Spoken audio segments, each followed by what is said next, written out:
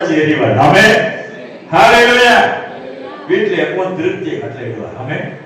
அதான் அந்த வீடு. அது என்ன வீடு? எகிப்தாகிய அடிமத்தன வீடு. அது என்ன வீடு? எகிப்தாகிய அடிமத்தன நிம்மதி இல்லாத வீடு. அந்த வீட்டை வந்து கர்த்தர் புறப்பட பண்ணிட்டார். ஹalleluya. அது நல்லதுக்கு. ஹalleluya. அது உனக்கு சொந்த வீடு கிடையாது. நீ வச்சிருக்கிற இந்த வீடு சொந்த வீடு கிடையாது. நான் உனக்கு ஒரு வீட்டை ஆயத்தம் பண்ணி வச்சிருக்கிறேன். நாமத்தை பயன்படுத்தும். அந்த வீட்டில் போய் உட்கார வைத்து சேர்க்கும்படியாக, அந்த வீட்டில் போய் உட்கார வைக்கும்படியாக, அந்த ஒரு வாழ்க்கையை உட்கார வைக்கும்படியாக, நீ கண்ணீரோடு இருந்து நாட்களை முடித்து, சோர்ந்து போயிருக்க நாட்களை முடித்து, வேலை இல்லாத ஐஸ்வர்யத்தை உனக்கு கொடுக்கும்படியாக நான் உன் கையை பிடிச்சிருக்கிறேன். ஹalleluya. எத்தனை பேர் நம்புறீங்க? ஆண்டவரை கையை பிடிச்சது விருதாவாய் கையை பிடிக்கிறாங்க.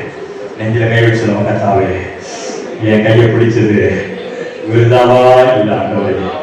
எத்தனையோ மனுஷன் இருக்காங்க ஆண்டவரே, எத்தனையோ சொந்தக்கார இருக்கான் ஆண்டவரே. ஆனா அவங்க மத்தியில என் கையை நீ பிடிச்சிருக்க ஒரு நோக்கம் இருக்குது ஆண்டவரே. என்னை மேன்மையான ஜனமாக மாற்ற போறேன். என்னை ஒரு மேன்மையான ஜனமாக மாற்ற போறேன் ஆண்டவரே. என்னை மேன்மையை பெருக பண்ண போறேன் ஆண்டவரே. சொல்லுங்க, கர்த்தரை மேன்மையை பெருக பண்ணுவா, மேன்மையை பெருக பண்ணுவா. இப்போது இருக்கிறதை பார்க்கிறோம் 1000 மடங்கு கர்த்தர் சொல்ல முடியும். எத்தனை மடங்கு? அவருடைய மனசை பாருங்க, 1000 மடங்கு.